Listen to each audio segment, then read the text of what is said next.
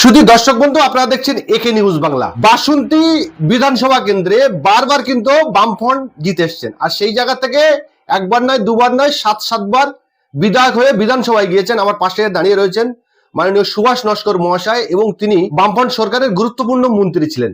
কিন্তু এবারে দেখতে পাচ্ছি সেই জায়গায় ইন্ডিয়ান সেকুলার ফ্রন্ট অর্থাৎ আইএসএফ প্রার্থী ঘোষণা করেছেন। সেই জায়গায় এখনো পর্যন্ত বামফ্রন্ট চেয়ারম্যান এখনো পর্যন্ত বলেননি যে সেই জায়গা থেকে এবারে আরএসপি প্রার্থী দিতে পারি। তাহলে কি এই আসনটাও জোটের স্বার্থে আরএসপি ছেড়ে দিতে পারে আইএসএফ কে? আর আরেকদিকে আমরা দেখতে পাচ্ছি যে ক্যানিং পূর্ব বিধানসভার বিধায়ক মাননীয় শওকত মোল্লা তাকে ভাঙড়ে দিয়েছে, এবং ভাঙড়ের মানুষ দীর্ঘদিনের দাবি যে ভূমিপুত্ররা ভাঙড় থেকে বিদায় হোক। দুজন ভূমিপুত্র প্রতিদ্বন্দ্বিতা করছেন 26 বিধানসভায়, কিন্তু তারা আসছেন কোথায়? ক্যানিং পূর্ব বিধানসভায়। একজন হচ্ছে কি আরাবুল ইসলাম, আরেকজন হচ্ছে বাহারুল ইসলাম। আরাবুল ইসলাম হচ্ছে এই আইএসএফ অর্থাৎ ইন্ডিয়ান সেকুলার ফ্রন্ট, আর বাহারুল ইসলাম তিনি তৃণমূল থেকে প্রতিদ্বন্দ্বিতা করছেন। এখন দেখার বিষয় রয়েছে দুজনের মধ্যে কে জিততে পারে। আমরা এই সমস্ত বিষয়ে আলোচনা করব। আমাদের সঙ্গে রয়েছেন বামফ্রন্ট সরকারের গুরুত্বপূর্ণ মন্ত্রিত্ব সামলানো সুভাষ নস্কর মহাশয়। সেই বাসন্তীতে এবারে আইএসএফ প্রার্থী তারা দেবে বলে ঘোষণা দিয়েছে। বামফ্রন্ট বা আপনার দল আরএসপি সেই জায়গায় কি প্রার্থী দেবেন আপনারা এবারে? সেটা আমাদের দলের এখন চূড়ান্ত সিদ্ধান্ত হয়নি, তবে আমাদের দলের ভেতরে একটা আফসোস আছে যে আমরা এতকাল এখানে যখন সিপিএম আমাদের বিরুদ্ধে লড়েছিলেন অশোক চৌধুরীর বিরুদ্ধে 69-এ বা তার আগে, তারও আগে গোসবায়ও আরএসপি একজন জিতেছিলেন, নামটা এই মুহূর্তে কিসাম মণ্ডল ভুলে গেছি। যাই হোক, সেই সময় থেকে এতগুলো বছর আরএসপি লড়ে আসছে বামফ্রন্টের সঙ্গে হোক যাই হোক।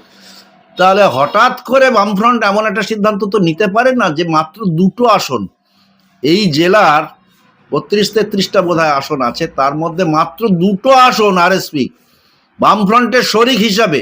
তা বামফ্রন্টের মুখ্য শরিকের সেই দরদটা কি থাকলো না যে আরএসপিকে সরিয়ে দিয়ে তাদের ভালো লাগলো? আরে থাক না, নতুন শরিক তো হয়নি, তারা সহযোগী।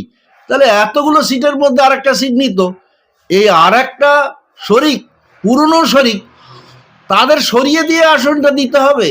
এটা আমরা আমাদের ভেতরের এই ক্ষোভটা রয়ে গেল। জানি না কি হবে, শেষ পর্যন্ত দল চূড়ান্ত সিদ্ধান্ত নেবেন, রাজ্য কমিটি সেটা বসবেন। দল যদি বাসন্তীতে প্রার্থী আরএসপি দেয় তাহলে কি আপনি প্রতিদ্বন্দ্বিতা করবেন? না না না, ব্যক্তিগত আমি না, দল যদি সিদ্ধান্ত নেয় আরএসপির পক্ষে কেউ দাঁড়াবে। আর দল যদি বলে যে না ঠিক আছে, দরকার নেই, ঝঞ্ঝাটের দরকার নেই, তাহলে আমরাই আমাদের ক্ষোভ অভিমান আমাদের ভেতরে থাকলো, আমরা কেউ দাঁড়াবো না, তাতে কি হয়েছে? আবার পরের বেলার সুযোগ পেলে তখন দাঁড়াবো। আপনাদের তো সঙ্গে জোট করছেন আইএসএফ অর্থাৎ Indian secular front, Abbas Siddiqui জোট তো ওপরে ওপরে হয়ে আছে। বামফ্রন্টের চেয়ারম্যানের ওপরে আমরা ছেড়ে দিয়েছি, চেয়ারম্যান তিনি একাই সব পার্টির সঙ্গে বসছেন, আইএসএফ এর সঙ্গে বসছেন, আবার ওই লিবারেশনের সঙ্গে বলছেন, কংগ্রেসটা এবারে নেই বলে তাদের সঙ্গে বসছেন, কিন্তু কখনো অন্য শরিকদের নিয়ে তারা বসেননি। তাহলে আমাদের সামনে যদি আইএসএফকে নিয়ে বসতেন যে তোমরা গোসবা বা বাসন্তী সিট দাবি করছো, এই আরএসপির সামনে আরএসপির বক্তব্য আর আইএসএফের বক্তব্য পাশাপাশি শুনলে তবে তো ডিসিশনটা হতো। একতরফা শুনে ডিসিশন দিয়ে দিলেন এটা আইএসএফ, তা আমরা আর কি বলবো? তো এই জোর যা হওয়ার এই হচ্ছে আর কি। আমরা তো বিমান বসুর নেতৃত্বে এখনো বামফ্রন্টে চলছি, তার সভাপতিত্বে, তার চেয়ারম্যানশিপে, তাকে কখনো অবমাননা করিনি, অশ্রদ্ধা জানাইনি। কিছু জানাতে হলে কিছু করার আগে আমাদের পার্টির যদি কোনোরূপ সিদ্ধান্ত হয়, এর চেয়ারম্যানের কাছে আগে আমরা লিখিতভাবে জানাই যে আমরা এটা গ্রহণ করতে পারলাম না, আপনি এটা পুনর্বিবেচনা করুন, তবে পার্টি সিদ্ধান্ত নেয়। আমরা চেয়ারম্যান বামফ্রন্টের সভাপতি বিমান বসুকে অশ্রদ্ধা করে অসম্মান করে কিছু করি না, করবো না। শেষমেশ যদি বলেন না আমরা বামফ্রন্ট বা আরএসপি বাসন্তীতে প্রার্থী দেবেন না, তাহলে বাসন্তীতে আরএসপির একটা ভোটার আছে, আমি ছোট থেকে দেখে এসেছি, সেই যে ভোটার, সেই যে অনুরাগী, সেই যে সমর্থকদের কি আইএসএফকে ভোট দিতে বলবেন? আমি তো সে কথাই বললাম যে এর ওপরে রাজ্য পার্টি সিদ্ধান্ত নেবেন। চেয়ারম্যান না বললে আইএসএফ প্রার্থী ঘোষণা করতে পারেননি, বামফ্রন্টের সভাপতির অনুমতি ছিল বা তার সমর্থন ছিল বলে আইএসএফ বাসন্তী সহ 29টা সিট ঘোষণা করে দিয়েছেন। তারা আমরা এটা দিয়ে বুঝতে পারছি এখানে বিমান বসুর সমর্থক ছিল, সেই কারণে তারা ঘোষণা করতে পেরেছেন। এবার আমাদের পার্টির সিদ্ধান্ত কি হবে সেটা তো আমাদের পার্টি এখনো আলোচনা করে হয়নি। তাহলে আমরা যেটা আলোচনা করে যদি আমাদের পাল্টা দাঁড়াতে হয় তাহলে বিমান বসুর কাছে জানিয়ে দাঁড়াবো, আর যদি দাঁড়াতে না হয় তাহলে সেই করব। আমরা এককভাবে হুইমসিক্যালি বলে দেবো যে ওসব মানি না, আমরা দাঁড়াবো, আমরা সে কাজ করতে রাজি নই। বামফ্রন্টের ঐক্য থাক, বরাবরই বলে এসছি। এই হঠাৎ করে এসে গেল কখনো এ দল কখনো ও দল, এটা আমরা প্রথম থেকে বলেছিলাম। বামফ্রন্টের সবাই মিলে আমরা একসাথে লড়ি, আসুন। অন্য দল লড়তে চায় লড়ুক না, তারা জিতে এসে আমাদের সহযোগী হোক। তাহলে আগে থেকে ধরে নিলাম যে আমরা শূন্যই থাকবো, অন্যদের নিয়ে শূন্যটাকে সরিয়ে দেবো, এটাই মুশকিল হয়ে গেল। তৃণমূলের জন্মলগ্ন থেকে আরাবুল ইসলাম তিনি তৃণমূল কংগ্রেস করতেন এবং মমতা ব্যানার্জির খুব ঘনিষ্ঠ ছিলেন। আজ এবং কালের মধ্যে তাকে ক্যানিং পূর্ব বিধানসভায় আইএসএফ এর প্রার্থী হিসেবে ঘোষণা করছেন। এখন এক একটা দল, এক একটা কর্মসূচি বা এক একটা নীতি বা তাদের দলীয় ডিসিশনে সেটা ঠিক হয়।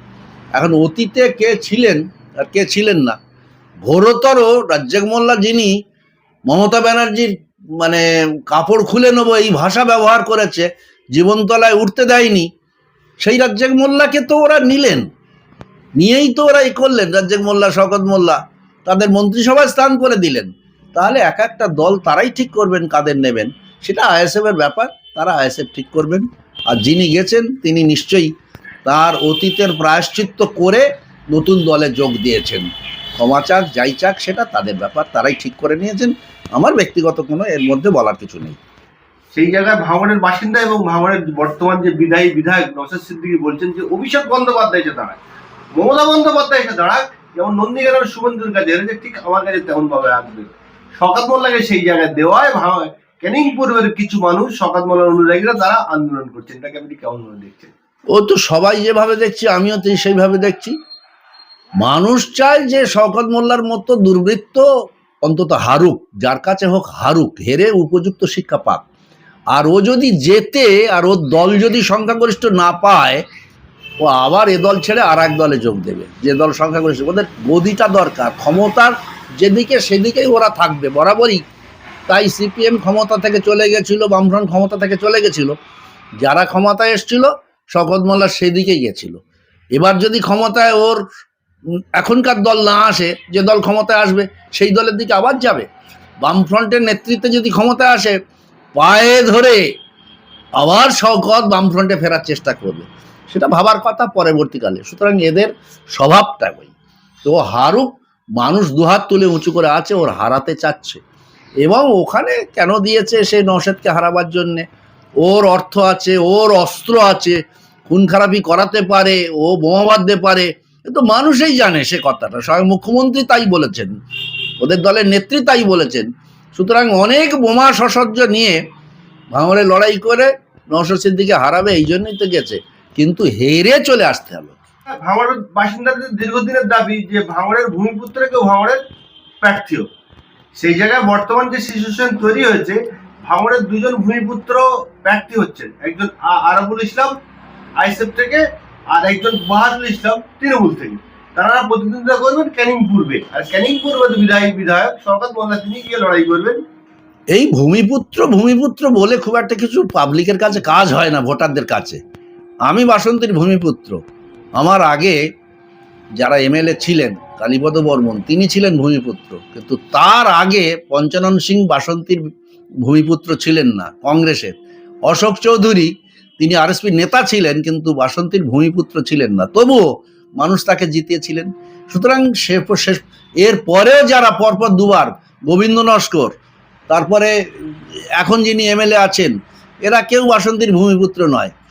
এবারেও যিনি বাসন্তীতে প্রার্থী হয়েছেন তিনিও বাসন্তীর ভূমিকন্যা নন, সুতরাং অন্য বিধানসভা এলাকা থেকে এসছেন।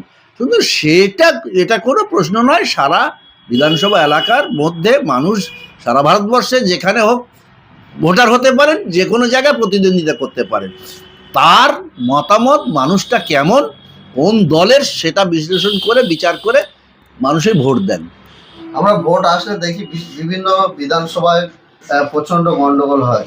এবারে বিধানসভায় যে ভোট আসছে 26-এ, সেখানে দেখছি যে 2 দফা ভোট। এটা কতটা শান্তিপূর্ণ হবে বলে আপনি? 2 দফা কেন, 1 দফা হলেই হতো। এটা তো প্রশাসনিক দায়িত্ব, নির্বাচন কমিশনের দায়িত্ব আর প্রশাসনের দায়িত্ব। সামগ্রিকভাবে যদি প্রশাসন সেই দায় দায়িত্ব নেয়, তবে এক দফা বা দু দফার মধ্যে সীমাবদ্ধ থাকা উচিত। এই দুর্বৃত্ত বাহিনী যা করে প্রতিটা নির্বাচনে, 7 বার যদি নির্বাচন হয় তাহলে একবার ভোট দিয়ে বাকি 6 জায়গায় তারা লেঠেল বাহিনীরা গিয়ে কাজ করে, আর প্রশাসনের লোকেরা এক জায়গায় ভোট সেরে নিয়ে ওই অন্য জায়গায় মদত দেয়, বুদ্ধিশুদ্ধি দেয়।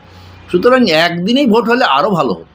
26 বিধানসভা ভোটে আপনি বামপন্থী কর্মী সমর্থকদের উদ্দেশ্যে কি বার্তা দেবেন? ও তো বামফ্রন্টের যা নিয়ম তাই, যেই চোরেদের হটাও আর সাম্প্রদায়িক শক্তিকে হটাও, এই তৃণমূল বিজেপিকে যে কোনো মূল্যে বিদায় দিতে হবে, তাহলে মানুষ প্রকৃত স্বাধীনতা পাবে।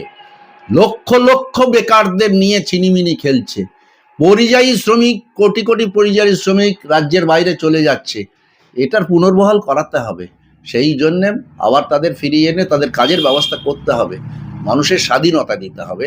এই রাজনৈতিক স্বাধীনতা নেই, এই জন্যে বামফ্রন্টের যা করণীয়, বামফ্রন্ট কর্মীরা সেই কাজ করবেন।